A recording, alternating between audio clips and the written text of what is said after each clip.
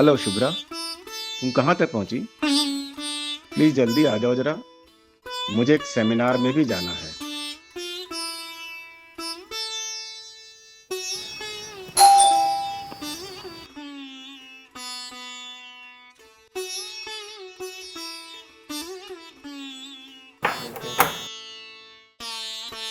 आओ शुभ्रा, आ जाओ। Hello sir.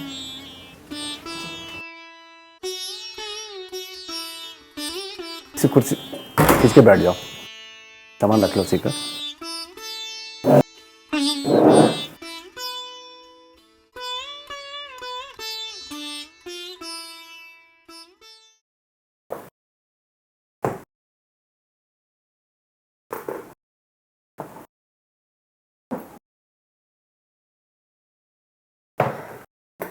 Sir Bakshi sir ने मुझे आपके पास भेजा है। आपको पता है मैं किस पर आपसे आज डिस्कशन करना चाहती ओके ओके, आई नो हाँ। बख्शी। हूँ।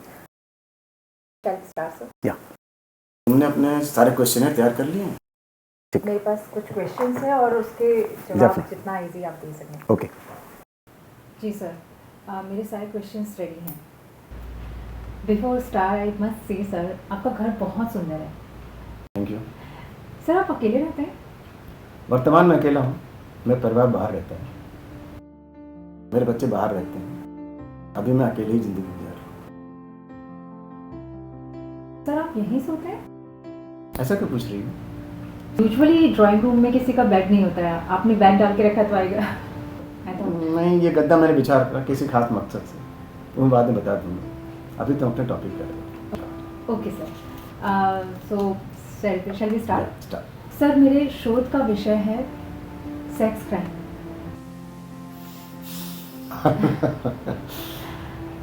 बहुत ही मुश्किल और बहुत ही व्यापक सवाल है। व्यापक मतलब इतना, इसमें इतना फैलाव है कि कहीं भ्रम पैदा होता है कि जस्टिफिकेशन तो नहीं किया जा रहा है क्राइम करने वाले के लिए। तो भी मैं जितना मेरा नॉलेज है मैं जब बताने का प्रयास करूँगा। सेक्स क्राइम के कारण और निवारण के बारे में आज मैं जानना चाहता हूँ। तुम जानते हो कितना गंभीर विषय है? क्या तुम इसका निर्वाह कर पाओगे ईमानदारी से? यूजुअली लोग इस टॉपिक पर बात नहीं करना चाहते हैं, लेकिन आज ये हमारे समाज की बहुत बड़ी समस्या है। और सर मेरा पहला क्वेश्चन है कि सेक्स क्राइम होता क्या है? पहले तुम्हें एक बता दूं कि हिंदी में सेक्स क्राइम का मतलब होता है यौन अपराध। किसी भी बालिग व्यक्ति से कोई ऐसा आचरण जो उसकी सहमति के बगैर किया गया, जबरदस्ती, जिसमें जोर जबरदस्ती हो, वो अपराध श्रेणी में रहता है। वो बालिग से किया गया यौन अपराध, सेक्स क्राइम। दूसरी कैटेगरी होती है नाबालिग से किया गया यौन आचरण, जिसका मुझे पता तक नहीं कि ये क्या कर रहा है, क्यों हो रहा है। इसलिए नाबालिग को चूंकि जानकारी नहीं होती, इसलिए नाबालिग से अगर उसे सहमति हो तब भी उससे किया हुआ कोई भी आचरण अपराध की श्रेणी में आता है। सर मेरा दूसरा क्वेश्चन है कि कोई भी व्यक्ति सेक्स क्राइम करता क्यों है? सेक्स क्राइम का सबसे प्रमुख कारण है अतृप्त शारीरिक और मानसिक भूख। दूसरा कारण है दूसरे पर विजय पाने की लालसा, और तीसरा कारण है किसी से बदला लेना। सर आप इसे और अच्छे से एक्सप्लेन कर सकते हैं प्लीज? असल में ईश्वर ने जो जीवधारिक संरचना की है उसमें उसने एक भूख सबको प्रदान की। शारीरिक विकास के लिए पेट की भूख, अनुसंधान की भूख कुछ नया करने के लिए, कुछ डेवलपमेंट के लिए, विकास के लिए, और सृष्टि के विकास के लिए यौन तृप्ति की भूख। क्योंकि सृष्टि का विकास तभी होगा जब यौन तृप्ति होगी।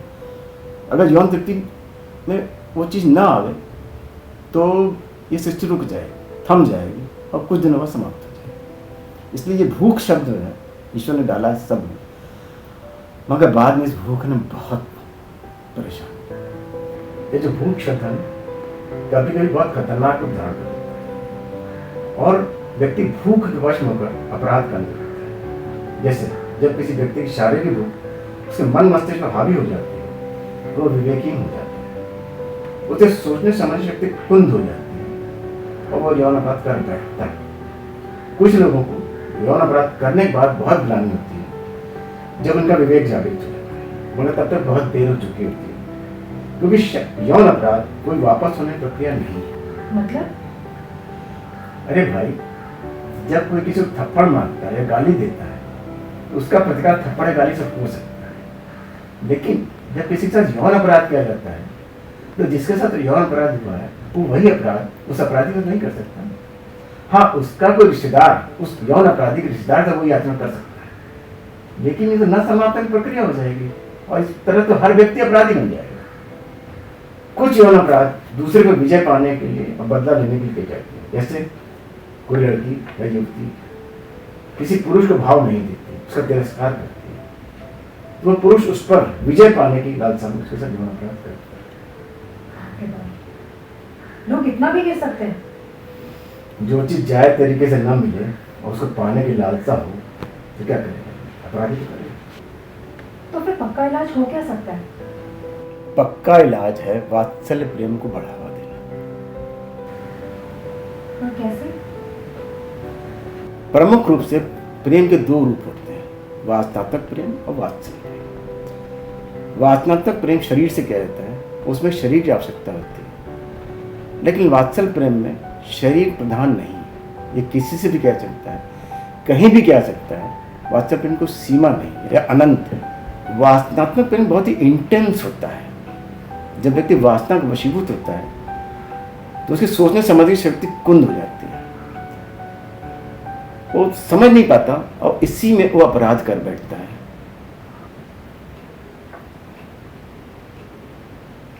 मगर वासनात्मक प्रेम का समय अल्पकालिक होता है। व्यक्ति हमेशा वासना के दौर में नहीं रह सकता। जब वासना की पूर्ति हो जाती है, उसको ज्वार में खत्म हो जाता है, तब व्यक्ति वासनात्मक प्रेम से बाहर आ जाता है। वात्सल्य प्रेम दीर्घकालिक होता है, इसमें शरीर प्रधान नहीं होता। वात्सल्य प्रेम किसी से भी किया जा सकता है, कभी भी किया जा सकता है, कहीं भी किया जा सकता है। वात्सल्य प्रेम को कोई सीमा नहीं होती। वासनात्मक प्रेम की सीमा होती है, लेकिन वात्सल्य प्रेम अनंत होता है, अनंत लोगों से किया जा सकता है। वासनात्मक प्रेम में एक सीमा होती है, कुछ लोगों के साथ कर सकते, सबके साथ नहीं कर सकते। लेकिन वात्सल्य प्रेम किसी से किया जा सकता है, अनंत लोगों के साथ, कहीं भी, किसी जगह। तो सर, क्या सिर्फ वात्सल्य प्रेम को बढ़ावा देने पर यौन अपराध खत्म हो जाएंगे? नहीं, यौन अपराध खत्म नहीं होगा, सिर्फ उसे कम किया जा सकता है। यौन अपराध कभी नहीं खत्म होगा, मगर उसके लिए बहुत तपस्या करनी पड़ेगी। यौन अपराध कम करने के लिए 3 चीज़ों का अभ्यास करना होगा। नंबर 1, वात्सल्य प्रेम को बढ़ावा देना होगा, उसकी सीमा बढ़ानी होगी। यहाँ सीमा बढ़ाने से मतलब है कि व्यक्ति को अपनी वासना पूर्ति के दायरे को बहुत सीमित करना होगा। ज़्यादा से ज़्यादा लोगों को वात्सल्य प्रेम करना होगा, मेडिटेशन करना होगा, जिससे वासना भूख को कम किया सके, उसकी तीव्रता को कम किया जा सके। इसका मतलब मेडिटेशन से वासनात्मक भूख कम हो सकती है? हाँ, मेडिटेशन से वासनात्मक भूख को कम किया जा सकता है। असल में मेडिटेशन से किसी भी भूख को कम किया जा सकता है। मेडिटेशन से आपकी जो इच्छाएं होती हैं वो काफ़ी कुछ हद तक कम की जाती है। जब व्यक्ति गहरे ध्यान की अवस्था में पहुंच जाता है तो उसकी वासनात्मक भूख कम हो जाती है।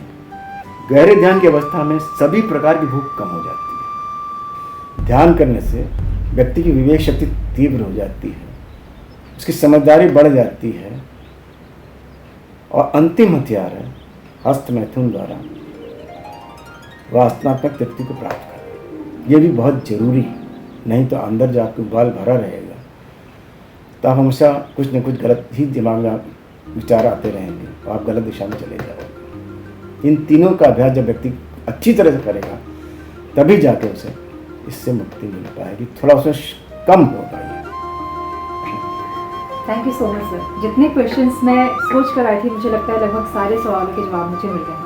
लेकिन एक और क्वेश्चन जो मेरे मन में इस वक्त आ रहा है वो ये, इतनी सारी जानकारी आपको कैसे मिली?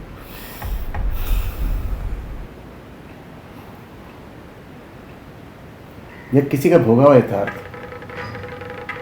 उससे एक सेक्स क्राइम हो गया था और 5 साल उसे सजा मिली थी।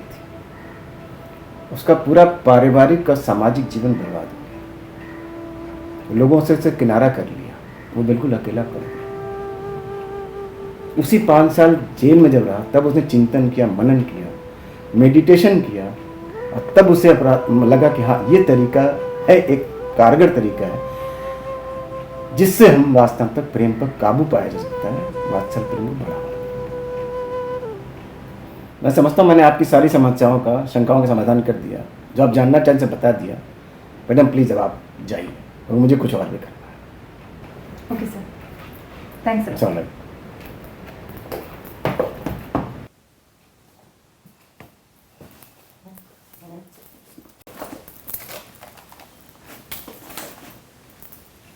Thank you sir. चलो थैंक यू सर। ठीक।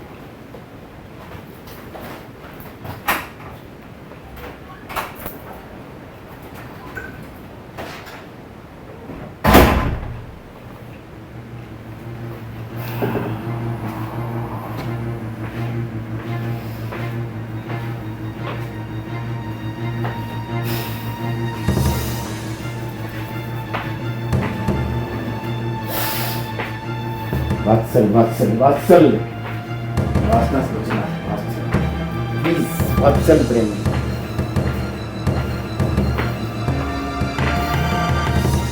वासना नहीं, सिर्फ वात्सल्य, सिर्फ वात्सल्य।